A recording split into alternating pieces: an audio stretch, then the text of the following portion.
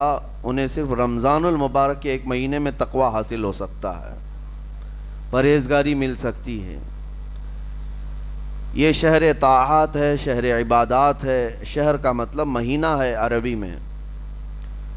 اور دیکھیں کتنی سہولیات تمہارے لیے رکھی گئی ہیں کہ شیطان کے وسوسوں سے محفوظ رکھا گیا، کہ تمہیں مہینہ بھر شیطان اور اس کی ذریت سے، اس کے حملوں سے بچا کر رب تبارک و تعالیٰ نے اس مہینے میں رکھا ہے۔ تو اب میرے عزیزو، تھوڑی سی محنت کی ضرورت ہوتی ہے تاکہ ہمارا دل پاک ہو جائے۔ تھوڑی سی اور محنت اس میں کر لی جائے تو انسان کا باطن پاک ہو جائے۔ تقوی کیا چیز ہے اور اس کا حاصل کرنا کیوں ضروری ہے، میں آپ کو بتاؤں۔ تقوی کا مطلب سب سے اہم چیز یہ ہے، اللہ کا خوف۔ یہ بنیادی چیز ہے، یہ بنیادی چیز ہے۔ اور یہ اگر بنیاد ہے تو ہر عمل میں آپ کے تقوی حاصل ہو جائے گا۔ نماز کیوں پڑھتے ہو؟ نماز ایک ڈیوٹی سمجھ کر کے پڑھتا ہے تو کوئی مسئلہ ہی نہیں اس کا، یعنی وہ ڈیوٹی ادا کر رہا ہے۔ لیکن نماز میں اگر خوف خدا ہے، اللہ کے ڈر سے پڑھتا ہے، یہی تقوی ہے۔ روزہ کیوں رکھ رہا ہے؟ سب محلے میں رکھ رہے تھے، ہم نے بھی رکھ لیا۔ روزہ اس لیے رکھ رہا ہوں کہ لوگ برا نہ سمجھیں، یا اسلام کا ایک حصہ ہے۔ اتنی ہی نیت تھی تو پھر اس نے روزے سے کچھ حاصل نہیں کیا، لیکن اسی روزے کو اللہ کے خوف سے رکھا، یہی تقوی ہے۔ تو خوف خدا، اللہ کا خوف آ جانا ہر عمل میں، یہی تقوی ہے۔ اور اگر یہ چیز نہیں ہے تو انسان بہت بڑے بڑے گناہ بھی کر جاتا ہے، اسے ڈر نہیں لگتا۔ روزہ چھوڑ دیا، اسے کوئی خوف ہی نہیں ہے، بلکہ دھڑلے سے لوگوں کے سامنے کہتا بھی پھر رہا ہو کہ مجھے یہ سب چیزوں میں وشواس نہیں، یقین نہیں ہے۔ یہ باتیں اس زبان سے آتی ہیں جس کے ہاں اللہ کا خوف ہے ہی نہیں، اللہ کا ڈر نہیں۔ اسی لیے قرآن میں اللہ نے فرمایا لعلکم تتقون، تم پر روزے اللہ نے فرض کیے ہیں تاکہ تمہیں تقوی مل جائے، اللہ کا خوف۔ اور یہ کتنی اہم چیز ہے میں آپ کو بتاؤں، خوف خدا۔ خوف خدا کا مطلب کہ اللہ کا ڈر، اللہ کا خوف، یہ تمہاری پوری باڈی کو صحیح کرتا ہے، اندر سے بھی باہر سے بھی۔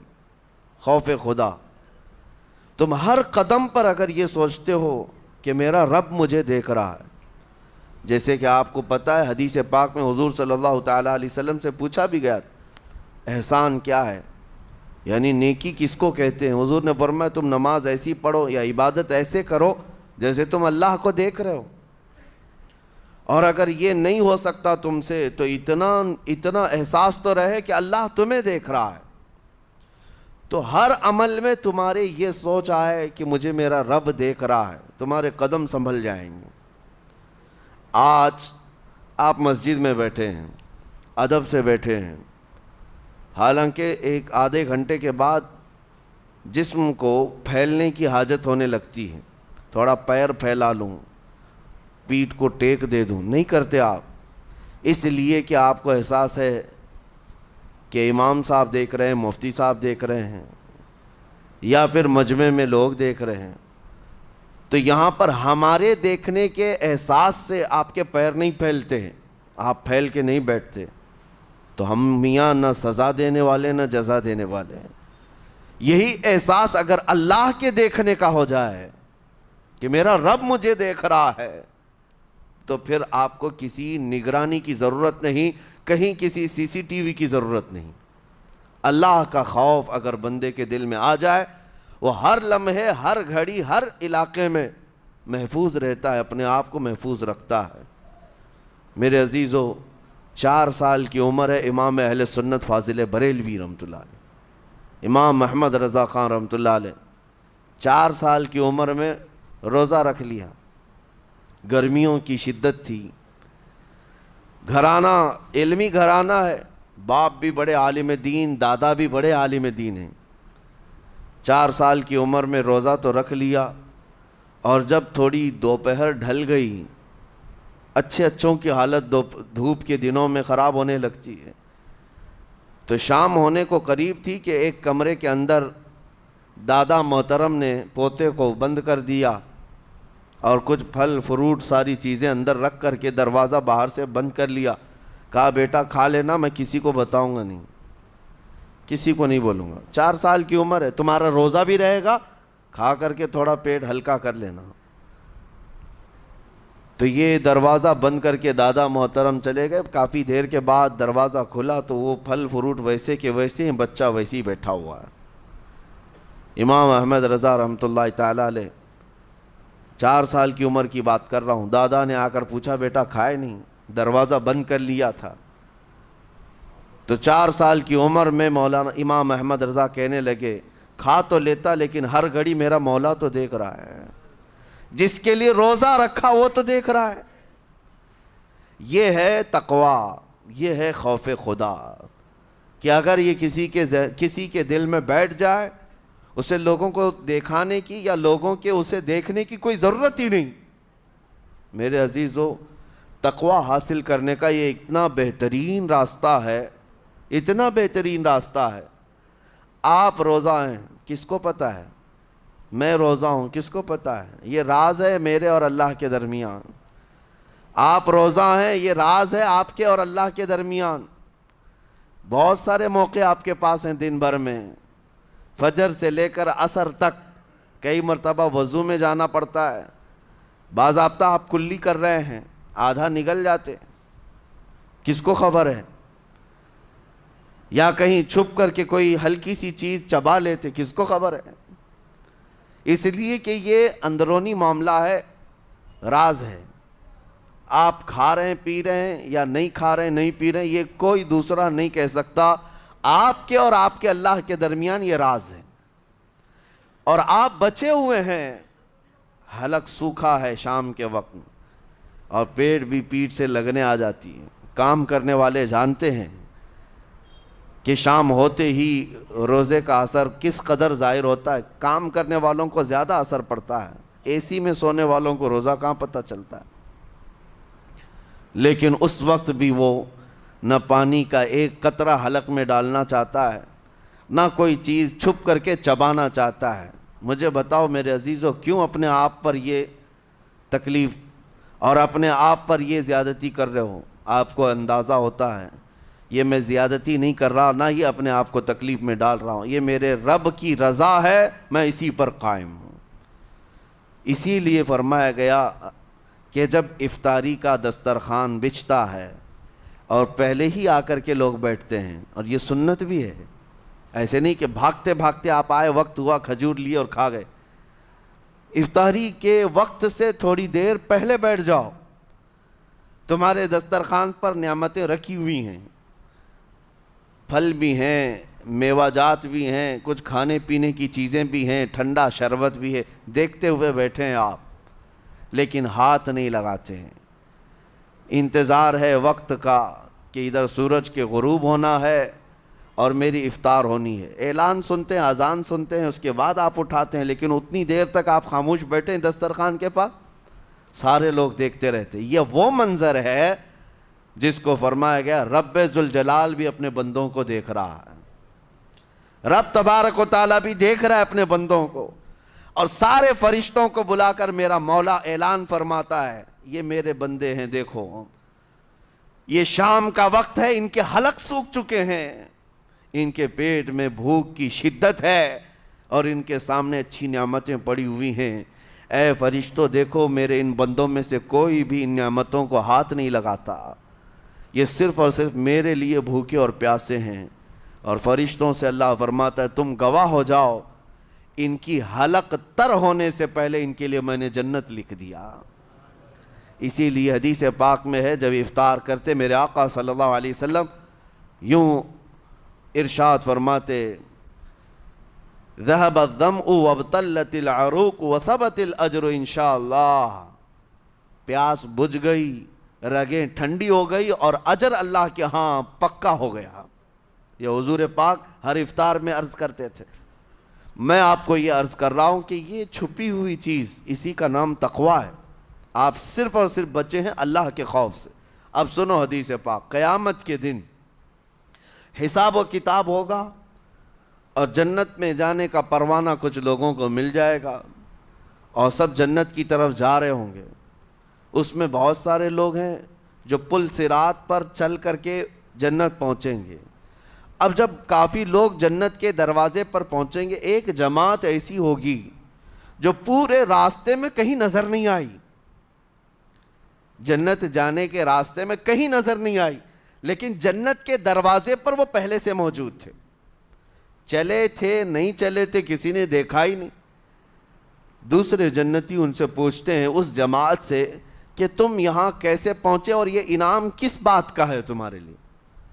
تو وہ جنتی کہتے ہیں ہمیں روزے داروں کی جماعت میں رکھا گیا، ہمارے روزے اللہ کو پسند آئے، اور آج رب تبارک و تعالیٰ کا حکم ہوا کہ ساری دنیا سے چھپ کر تم میرے لیے روزہ رکھتے تھے، دنیا کو پتہ نہیں تھا تم بھوکے ہو پیاسے ہو، اور اے بندو آج سارے لوگوں کی نظروں سے چھپا کر میں تمہیں جنت پہنچاؤں گا۔ وہ ایک جماعت ایسی ہے جو راستے بھر چلتی ہوئی نظر تو نہیں آئی لیکن جنت میں پہنچ گئی، وہ روزے داروں کی ہے۔ آج یہ تقوی حاصل کرنے کا سب سے بہترین راستہ، اور تقوی کیوں ضروری ہے؟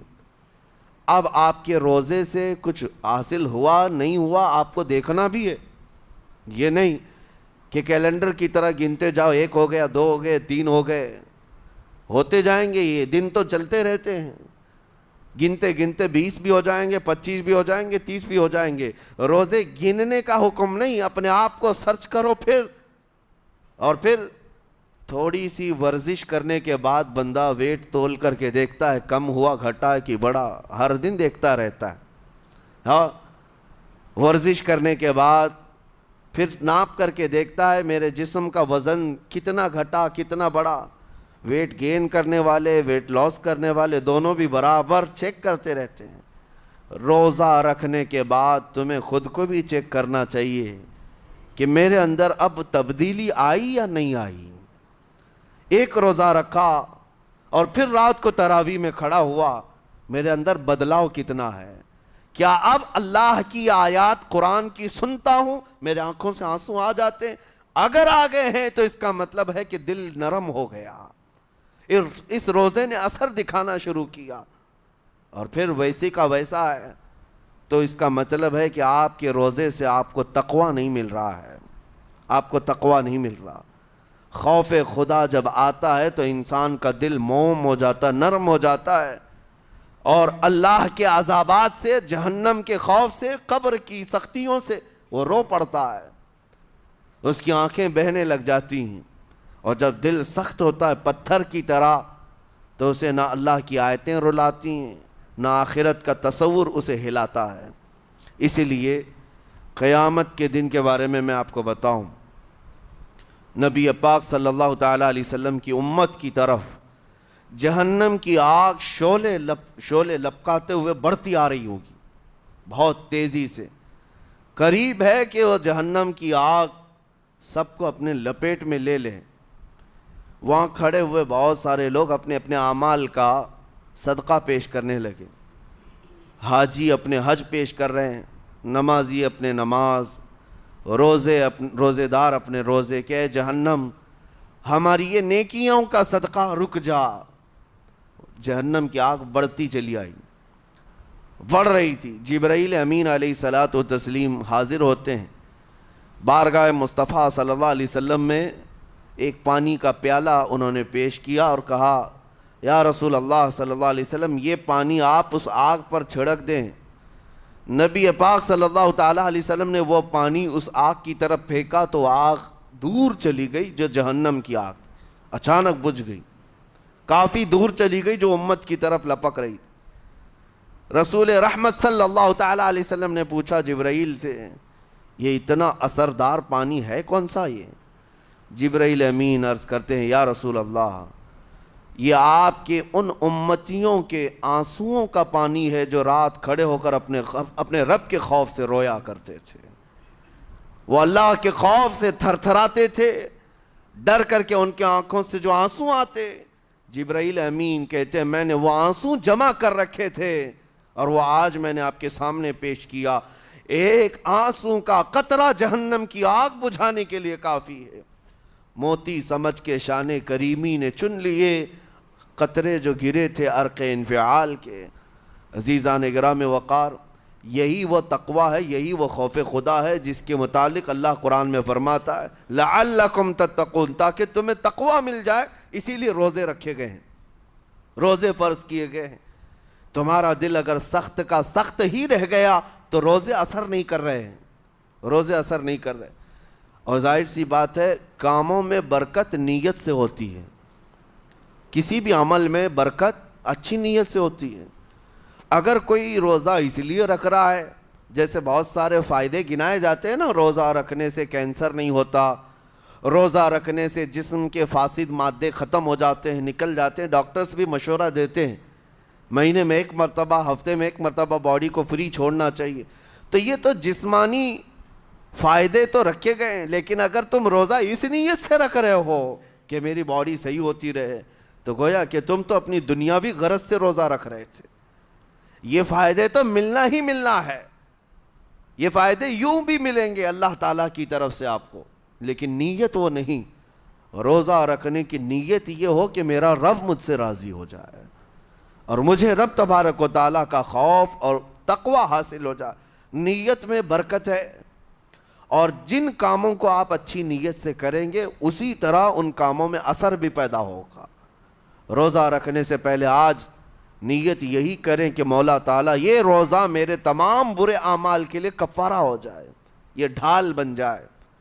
جانتے ہیں آپ اپنے نفس امارہ کو روکنے کا سب سے بہترین آلہ بھوک ہے، بھوک۔ جتنا آدمی بھوک کے ذریعے سے اپنے نفس کو مار سکتا ہے دوسری کوئی چیز نہیں۔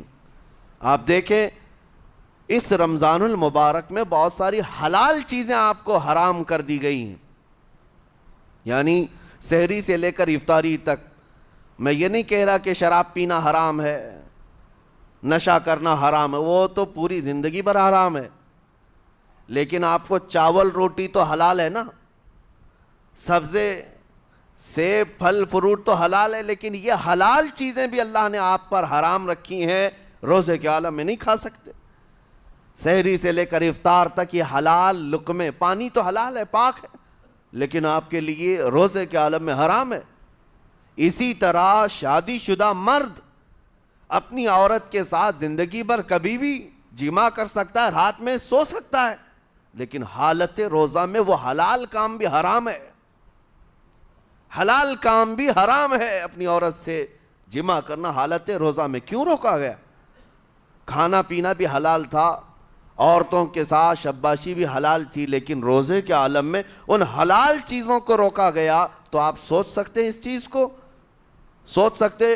وجہ یہ ہے کہ حلال چیزوں سے آپ کو روک کر بڑے حرام چیزوں سے بچانا مقصود ہے۔ آج اگر اپنے آپ میں اتنا کنٹرول کر لے جاؤ کہ چند حلال چیزوں سے دن بھر بچ سکتے ہو، انشاءاللہ رمضان کے بعد بڑی حرام چیزوں سے بھی اللہ آپ کو محفوظ رکھے گا۔ میرے عزیزو، برا ہے ان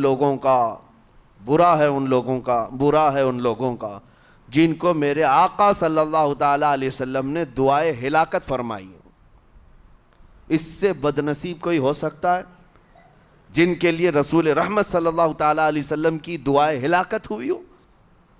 حضور صلی اللہ تعالیٰ علیہ وسلم ایک دن مسجد نبوی شریف میں تشریف لے جا رہے تھے، منبر پر آپ نے قدم رکھا، آمین کہا، پھر دوسرے زینے پر قدم رکھا، آمین کہا، تیسرے زینے پر قدم رکھا، آمین کہا۔ خطبہ مکمل کیا، صحابہ نے پوچھا یا رسول اللہ صلی اللہ علیہ وسلم ہر زینے پر آپ قدم رکھتے ہوئے آمین کس لیے کہہ رہے تھے؟ سنو، رسول پاک صلی اللہ علیہ وسلم ارشاد فرماتے ہیں کہ میں جب پہلے زینے پر قدم رکھا تو سید الملائکہ جبرائیل امین آئے اور دعا کرنے لگے۔ کیا دعا کیا؟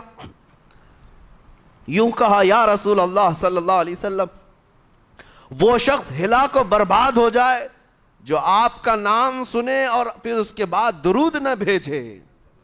حضور فرماتے میں نے آمین کہا۔ حضور کا نام سنتے ہی آپ کی زبانوں پر درود آ جانا چاہیے۔ اللہم صلی علی سیدنا محمد وآلہ وصحبہ وبارک وسلم۔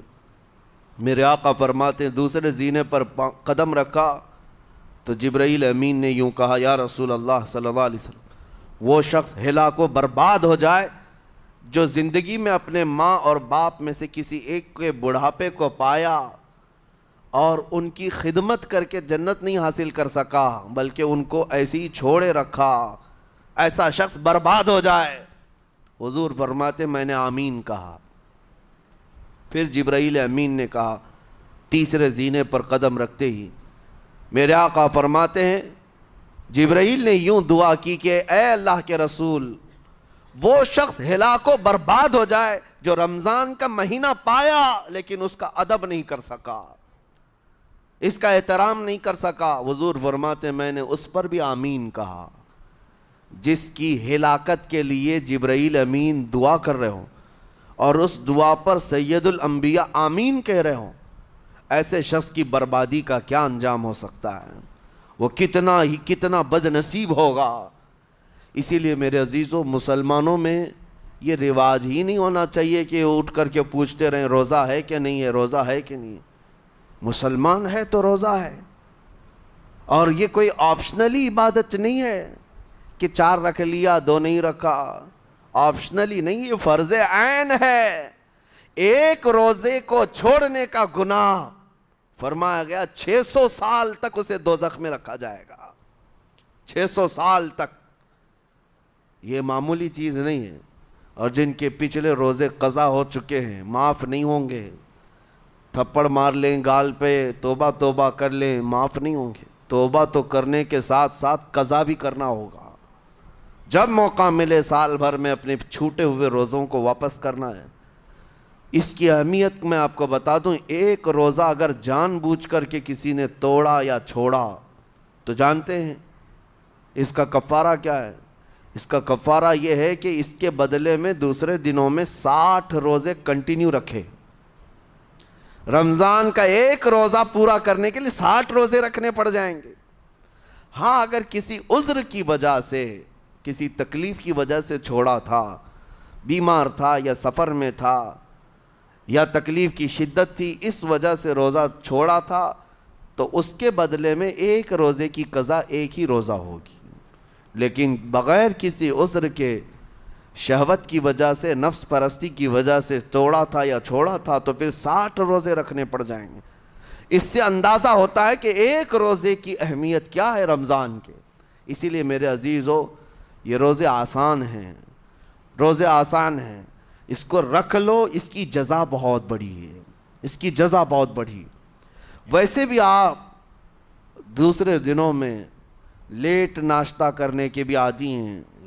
ممبئی والوں کا تو حال یہ ہی ہے، 12 بجے کے بعد 1 بجے 2 بجے تو ان کے ناشتے ہوتے ہیں، دوپہر کا کھانا تو شام 5 بجے ہو رہا ہوتا ہے۔ بس وہ ناشتہ سکپ کرنا ہے، دوپہر کے کھانے جو آپ کے ہوتے ہیں اس سے اور تھوڑا ایکسٹینڈ کر لیں تو افطاری کا وقت آ جاتا ہے۔ کوئی بہت بڑی دقت کی بات نہیں، کوئی بہت بڑے بوجھ کی بات نہیں، آسان ہے۔ آج الحمدللہ ہمارے 5 سال 6 سال کے بچے روزہ رکھ لیتے ہیں، تو بڑوں کو تو اللہ نے جو طاقت عطا کی ہے، روزہ ہرگز ترک مت کرو۔ لیکن ساتھ میں آج یہ میسج ضرور دوں گا، نیت یہ کرو کہ مجھے تقویٰ مل جائے، مجھے پرہیزگاری مل جائے، اور یہ آپ کو خود چیک کرنا ہوگا۔ روزانہ رات کو نماز میں کھڑے ہو جاؤ تراویح کے، دیکھو کہ کتنی تبدیلی آ رہی ہے۔ آج میں نے روزہ افطار کیا، میرے اندر بدلاؤ آیا کہ نہیں آیا؟ اور اگر نہیں آ رہا ہے، کوئی تبدیلی نہیں آ رہی ہے، تو اس کا مطلب ہے آپ تقویٰ نہیں حاصل کر رہے، آپ تو روز مرہ کی روٹین پر چل رہے ہو۔ روٹین پر چلنے کا مطلب یہ روزہ نہیں ہے۔ روزہ تقویٰ دے کر جاتا ہے بندے کو، روزہ خوف خدا دے کر جاتا ہے بندے کو۔ اسی لیے میرے عزیزو، آج دیکھیں آپ بہت ساری برائیوں سے رمضان میں بچ جاتے ہیں، تھوڑی اور محنت کی ضرورت ہے۔ ہم نے دیکھا ہے بہت سارے گھروں میں، باقی عیاش گھروں کی مجھے کوئی وہ نہیں ہے، ان سے کوئی لینا دینا نہیں، لیکن نارمل مسلمانوں کے گھروں میں بھی ہوتا یہ ہے، عورتیں بچوں کو تلقین کرنا شروع کر دیتی ہیں، گانے بند کرو، ٹی وی بند رکھو، بہت ساری چیزیں بند رکھو کہ رمضان آیا ہوا ہے۔ اور رمضان میں اگر ٹی وی لگا بھی لیا تو کچھ اسلامک چیزیں دیکھنے لگ گئے، ماحول تم نے خود ہی بدلا ہے اپنے گھر میں، کچھ چیزوں کو آپ نے بدلا ہے اور کچھ چیزوں کا ادب آپ نے کرنا شروع کیا ہے، اسی کو اور تھوڑی سی محنت کے ساتھ بڑھا لیا جائے، قسم رب ذوالجلال کی ہر برائی رمضان میں ہی آپ سے ختم ہو جائے گی۔ جس کی کوئی چیز چھوڑنے پر نہیں چھوٹتی ہے وہ رمضان میں کر کے دیکھ لے، اللہ کی بارگاہ میں یاد کرے کہ مولا دن بھر میں تیری رضا کے لیے بچ رہا ہوں، مجھے میری باقی زندگی میں ان گناہوں سے بچا لے۔ وہ رحمان ہے، جب وہ تمہیں اس کے بدلے میں جنت دیتا ہے تو یہاں برائیاں کیوں نہیں چھڑواتا؟ یقیناً وہ برائیوں کو تم سے دور کرے گا۔ قرآن کا فرمان عالی شان لعلکم تتقون، اسی پر میں نے آپ کے سامنے بات رکھی ہے۔ روزے اس لیے فرض کیے گئے ہیں تاکہ تمہیں تقوی مل جائے، پرہیزگاری مل جائے۔ بعض لوگوں کو دیکھا گیا ہے رمضان المبارکہ میں بھی وہ اپنی بری حرکات سے باز نہیں آئے، ان کی روٹین ویسی ہی جاری رہی، نعوذ باللہ نظروں کی خطائیں بھی باقی رہیں۔ اور سب سے بری چیز یہ ہے کہ رمضان میں شیطان کی نیابت اگر کوئی کر رہا ہوتا ہے تو تمہارا یہ موبائل فون ہے۔ اکثر لوگ یہ سمجھتے ہیں کہ اس موبائل فون کو ہم استعمال کرتے ہیں تاکہ ٹائم پاس ہو جائے، روزہ کا وقت قریب آ جائے۔ اس ٹائم پاس کے چکر میں تم کیا کیا دیکھتے رہ جاتے ہو اور کہاں تک یہ چیزیں پہنچاتی ہیں تمہیں اندازہ بھی نہیں ہوتا، احساس بھی نہیں ہوتا، تو تمہاری رہی صحیح عبادت کو بھی یہ ہضم کر جاتا ہے، کھا جاتا ہے۔ اس کے استعمال پر اگر کنٹرول ہے تو خوب استعمال کرو، لیکن کنٹرول نہیں ہے تو اے نوجوانوں اس کا بھی روزہ رکھو، اس انٹرنیٹ کی بلاؤں سے محفوظ ہو جاؤ۔ اس لیے کہ بہتوں کو میں نے دیکھا ہے ان کے دن بھر اور رات بھر رمضان میں سوشل نیٹ ورکس پر مصروفیت ویسی کی ویسی ہے جیسے دوسرے دنوں میں تھی۔ وہ رات بھر چیٹنگ میں بھی مصروف ہیں، ایک دوسرے کو ادھر ادھر بھیجنے میں بھی مصروف ہیں، ساری چیزیں جوں کی توں چل رہی ہیں۔ تو تمہارے موبائل نے تمہیں تقوی سے بہت دور رکھا ہے، تمہیں رب تعالیٰ کے قریب ہونے نہیں دیتا۔ اپنے آپ کو بدل لو۔ ظاہر سی بات ہے یہ سخت چیز ہے، اگر کوشش کرو گے تو بچ جاؤ گے، اور تقوی اتنی آسانی سے تو نہیں ملتا۔ اپنے آپ کو سٹرگل کرو، انشاءاللہ العزیز دل پاک ہو جائے گا، پھر آپ کو اپنی زندگی کے اندر جو اجالے نظر آئیں گے وہ خود آپ محسوس کریں گے، آپ محسوس کریں گے۔